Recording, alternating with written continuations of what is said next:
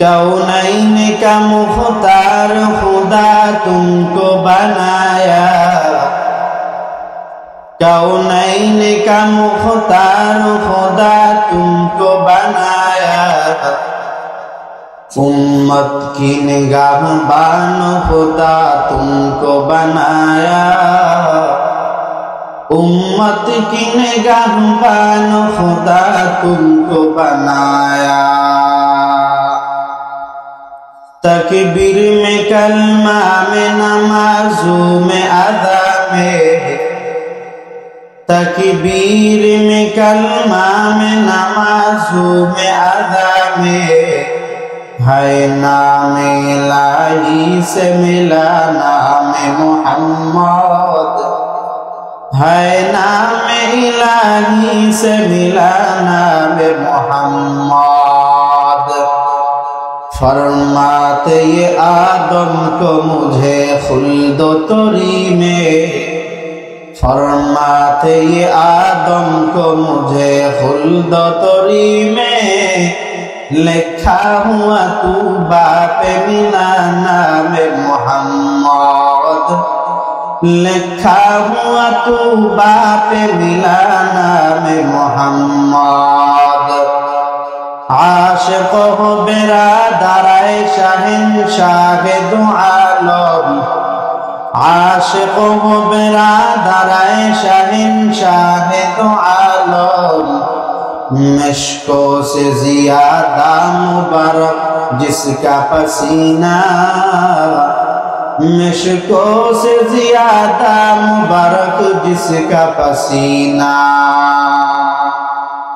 अल्हम्दुलिल्लाह बांग्लादेशेर अन्यतम जिला कक्सबाजार जिला अंतर्गत अन्यतम थाना उखिया उपजेलार अंतर्गत मध्यम हलदिया पालम हलुद बुनिया सीरत मुस्तफा सल्लल्लाहु आलैहि वसल्लम इस्लामी काफेला और एलाकाबासीर उद्योगे द्वितीयतम ऐतिहासिक इस्लामी महासम्मेलनेर सम्मानित सभापति एवं आमार पूर्वे जत आलेम मुआज्जाज जत सम्मानित उलामाए किराम गुरुत्वपूर्ण नसीहत पेश करेছেন तारा सह मंचे उपविष्ट गण्यमान्य व्यक्तिवर्ग सम्मानित उलामाए किराम एवं आमार सामने उपविष्ट अल्लाह रब्बुल इज्जा वाल जालालेर बान्दा जनाबे मुहम्मदुर रसूलुल्लाह सल्लल्लाहु अलैहि वसल्लमेर प्रिय उम्मतगण एवं पर्दार अंतरालेर अवस्थानदाता सम्मानित मा ओ बोनेरा जे अल्लाह रब्बुल इज्जा वाल जालाल आपनाके आमाके सारा एलाका थेके चयन करे बाछाई करे गुटी कयेक बान्दाके जान्नाती बागान एवं बरकती मजलिसेर मध्य बसार आसार तौफिक दान करलेन सेई महान मुनिमेर दरबारे सकले उच्च कण्ठे समस्वरे भक्ति भरे दिल भरे सकले बोली आलहामदुलिल्लाह। सम्मानित हाजिरिन आमी आसছি अनेक दूर थेके प्राय 12 থেকে 14 घंटा জার্নি করে এখানে আসছি। আপনারাও আসছেন কাকে পাওয়ার জন্য? আল্লাহকে পাওয়ার জন্য, আর কোনো উদ্দেশ্য নেই। অনেক কষ্ট হয়েছে আসতে, তারপরেও যদি আমাদের এই আশাটুকু বসাটুকু আল্লাহ তাআলা কবুল করেন এটাই আমাদের সবচেয়ে বড় চাওয়া এবং পাওয়া। তো সম্মানিত ভাইয়েরা, আমার পূর্বে গুরুত্বপূর্ণ বয়ান করতেছিলেন হযরত মাওলানা মুফতি মুহাম্মদুল্লাহ সাহেব। উনি অনেক বড় মুহাদ্দিস আলেম, বিজ্ঞ আলেম, যোগ্য আলেম। আপনাদের সম্মুখে গুরুত্বপূর্ণ ইম্পর্টেন্ট একটি বিষয় নিয়ে আলোচনা করতেছিলেন, সেটা হচ্ছে ঈমান নিয়ে, ঠিক না? ঈমান সম্পর্কে এবং আল ওয়ালা ওয়াল বারা সম্পর্কে। এটি অনেক গুরুত্বপূর্ণ আলোচনা এবং অনেক গুরুত্বপূর্ণ বিষয় এবং অনেক ঊর্ধ্বের আলোচনা। এই আলোচনা শোনার জন্য, বোঝার জন্য মেধা দরকার। কি দরকার? মেধা দরকার। এমনিতে এই সমস্ত কান নিয়ে বসলে হবে না। আমরা তো বসি আসলে একটা বাস্তবতা, যেটা হাসি আসলেও আমরা মাহফিলে বসি কিছু গজল আর সুর শোনার জন্য। কি শোনার জন্য? গজল আর সুর শোনার জন্য। বক্তা কিছু টান দিবে, কিছু গান গাবে, তারপরে কালেকশন করে যাব। বাসায় যাওয়ার পরে বলবো যে ওয়াজ খুব ফাটাফাটি হয়েছে। ওয়াজ কি হয়েছে? খুব ফাটাফাটি হয়েছে। যদি বলা হয় যে কোন বিষয়ে আলোচনা করছেন, তার বলতে পারি এটাই বাস্তবতা। সারা বাংলাদেশে এক হচ্ছে। তো তো হুজুর যে আলোচনা করতেছিলেন, যদিও সুর ছাড়া, কি ছাড়া? সুর ছাড়া, কিন্তু কথাগুলো অনেক গুরুত্বপূর্ণ। যারা শিক্ষা চিন্তাশীল বা শিক্ষা নিয়ে যারা গবেষণা করেন তারা হয়তো বুঝতে পারবেন। যাই হোক, আল্লাহ তাআলা হুজুরের আলোচনা অনুযায়ী আমাদের জীবনকে ঢেলে সাজাবার তৌফিক দান করুন বলে আমিন। সম্মানিত ভাইরা, আমরা কোনো ভূমিকা ছাড়াই আমাদের মেইন আলোচনার মধ্যে ঢুকে পড়ি। আমাকে মাহফিল কমিটির পক্ষ থেকে বিষয় দেওয়া হয়েছে সিরাতুন নবী। কি নবী?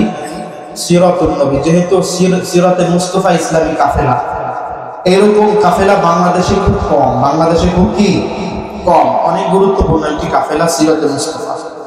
অর্থাৎ যেই যুবক ভাইরা আরো অনেক নাম দিতে পারতেন তাদের এই দলের নাম, কিন্তু তারা তা না দিয়ে এই দলের নামকরণ করেছে কি সিরাতে মুস্তাফা কাফেলা। অনেক কাফেলা আছে দেশে। আল্লাহ তাআলা এই সমস্ত যুবক ভাইদেরকেও কবুল করুন। কারণ বর্তমান সময়ে নবীজির সিরাত নিয়ে বেশি বেশি আলোচনা করা দরকার, বেশি বেশি আলোচনা করা দরকার। মুজাহিদে আজম আল্লামা শামসুল হক ফরিদপুরি রহমাতুল্লাহি আলাইহি বেহেশতি জোহরের যে বাংলাটা আছে ওইটার মধ্যে লিখেছেন যে নবীজির সিরাত এবং নবীজির মিলাদ দোনোটাই, আমি তো বলি প্রতি বছর একবার নয়, প্রতি মাসে মাসে বাসা, দোকান, পাটে, হাট, বাজারে করা দরকার। সুবহানাল্লাহ। কিন্তু আমরা একটু কম করি।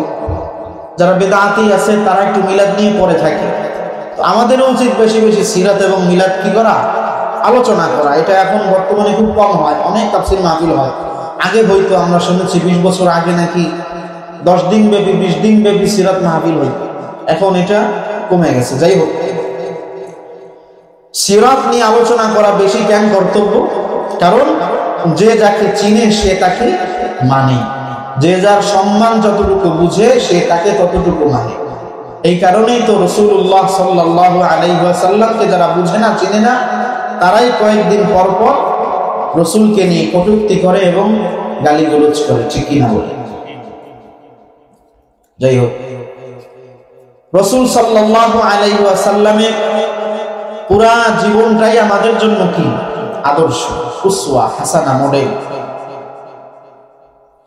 রাসূল সাল্লাল্লাহু আলাইহি ওয়াসাল্লাম এর জীবনের দুইটা দিক আছে। একটি হচ্ছে মিলাদুন নবী, আরেকটি হচ্ছে কি সিরাতুন নবী।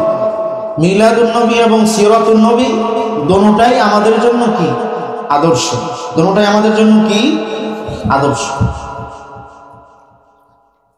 আসুন আমরা নবীজির সিরাতকে দুইটা ভাগে আলোচনা করব। কয়টা ভাগে? পয়েন্ট পয়েন্ট আকারে। এক নাম্বার হচ্ছে নবীজির সৌন্দর্য কেমন ছিল, নবীজির সৌন্দর্য কেমন ছিল। দ্বিতীয় নম্বর হচ্ছে নবীজি সাল্লাল্লাহু আলাইহি ওয়াসাল্লামের আখলাক কেমন ছিল, কাইফা কানা আখলাকুন নবী সাল্লাল্লাহু আলাইহি ওয়াসাল্লাম, তার আখলাক কেমন ছিল, তার শিষ্টাচার কেমন ছিল।